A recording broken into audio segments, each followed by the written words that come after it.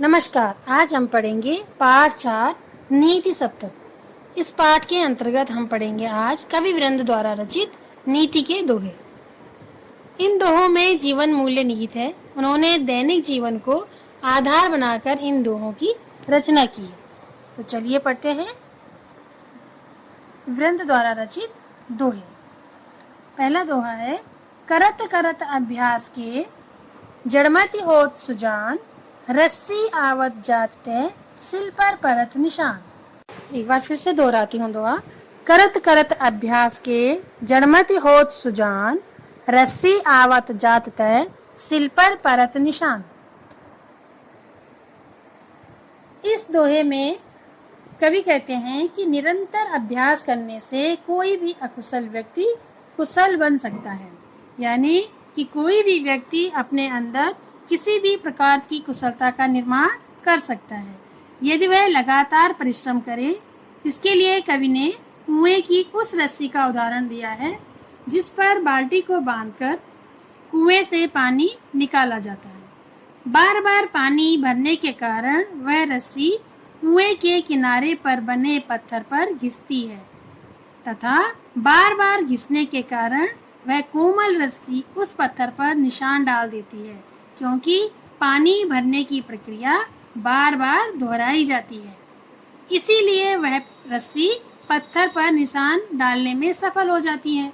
तो यही इस दोहे का मूल है। इसमें यही कहा गया है कि बार बार किसी कार्य को करने से या कोई अभ्यास लगातार करने से अयोग्य से अयोग्य व मूर्ख से मूर्ख व्यक्ति भी कुशल हो जाता है। इसलिए व्यक्ति को कभी भी अभ्यास करना नहीं छोड़ना चाहिए। दूसरा दोहा है, उत्तम विद्या लीजिए यद्यपि नीच पे होए, परयो अपावन ठौर में कंचन तजत न कोई। एक बार फिर से दोहराते हैं दोहा। उत्तम विद्या लीजिए यद्यपि नीच पे होए, परयो अपावन ठौर में कंचन तजत न कोई। इसमें कवि कहते हैं कि उत्तम विद्या यदि किसी अयोग्य या नीच व्यक्ति से भी मिले तो भी उसे लेने में संकोच नहीं करना चाहिए। परयो उपावन ठोर में अर्थात गंदगी में भी पड़ा हुआ कंचन तजत न कोई, यानी सोने को कोई नहीं त्यागता है, उसे उठाने के लिए तैयार रहता है। जो गुणी है वो गुणी ही रहेगा, भले ही वो किसी अयोग्य जगह पर ही क्यों न हो।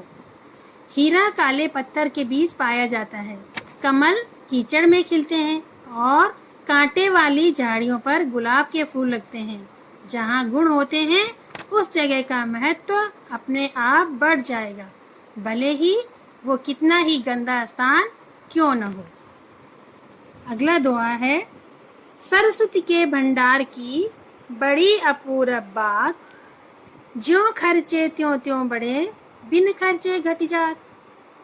इसका अर्थ है कि सरस्वती यानी ज्ञान के भंडार की एक विशेषता है कि इसे जितना साझा किया जाए यह उतना ही बढ़ता है। यदि ज्ञान जानकारी साझा न की जाए तो यह निरंतर घटती रहती है। यानी यदि आपके पास कोई ज्ञान है, कोई विद्या है, तो जरूर उसको आप दूसरों के साथ साझा करें, अपने ज्ञान को साझा करें, क्योंकि ज्ञान साझा करने से वह निरंतर बढ़ता जाता है। अगला है, अपनी पहुंच विचार के कर्तव्य करिए दौड़, तैते पांव पसारिए जैती लांबी सौर।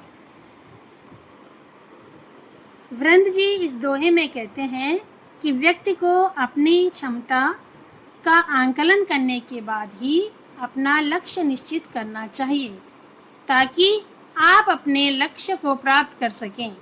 अपनी क्षमता का सही आंकलन किए बिना लक्ष्य पाने की लालसा करना चादर से बाहर पैर पसारने जैसा है। दूसरा दोहा है, विद्याधन उत्तम बिना विद्याधन उद्यम बिना कहो जो पावे कौन, बिना डुलाए ना मिले जो पंखा की पौन। जी हाँ बच्चों, वीरेंद्र जी इस दोहे में कहते हैं कि जीवन में कुछ भी पाने के लिए परिश्रम करना पड़ता है। विद्या धन उद्यम बिना, उद्यम मतलब होता है परिश्रम, परिश्रम करना पड़ता है। मेहनत के बिना कोई विद्या नहीं प्राप्त कर सकता। ठीक वैसे ही जैसे पंखे को हिलाए बिना हवा नहीं मिलती है। हाँ बच्चों, यदि आपको सच में विद्या ग्रहण करनी है तो इसके लिए आपको परिश्रम करना पड़ेगा।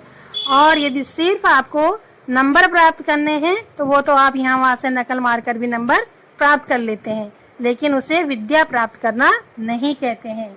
विद्या प्राप्त करने के लिए आपको परिश्रम करना पड़ता है, पढ़ाई करनी पड़ती है।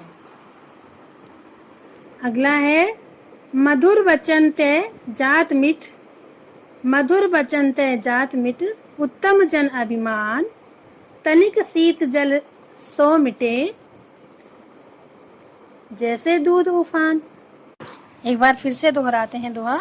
मधुर वचन ते जात मिठ, उत्तम जन अभिमान, तनिक शीत जल सो मिटे, जैसे दूध उफान। इस दोहे में कवि वीरेंद्र कहते हैं कि जिस प्रकार थोड़ा सा ठंडा पानी उबलते हुए दूध के उफान को शांत कर देता है, उसी प्रकार मीठे बोल बड़े बड़े लोगों के घमंड को नष्ट कर देते हैं और उनके गुस्से को शांत कर देते हैं। जी हाँ बच्चों, आपने कभी गैस के ऊपर उबलते हुए दूध को देखा है? यदि दूध उबल रहा हो और वह नीचे गिरने वाला हो, उसमें थोड़ी सी ठंडे पानी के छींटे मार देते हैं तो दूध का उफान नीचे हो जाता है। उसी प्रकार किसी भी घमंडी व्यक्ति को यदि आप अपने मधुर शब्द या प्रेम पूर्वक आप आग्रह करते हैं तो वह भी आपके उसका गुस्सा भी शांत हो जाता है। करे बुराई सुख चाहे कैसे पावे कोई, रोपे बिरबा आँख को आम कहाते होय। एक बार फिर से पढ़ते हैं इस दोहे को। करे बुराई सुख चाहे कैसे पावे कोई, रोपे बिरबा आँख को आम कहाते होय। इस दोहे में कवि कहता है कि जैसे कोई व्यक्ति बबूल लगाए और आशा करे कि उसे फल के रूप में आम प्राप्त हो जाए, तो यह संभव नहीं है। उसने बबूल बोया है तो कांटे ही प्राप्त होने वाले हैं। अर्थात सकारात्मक कार्यों का परिणाम सकारात्मक और नकारात्मक कार्यों का परिणाम बुरा ही होता है।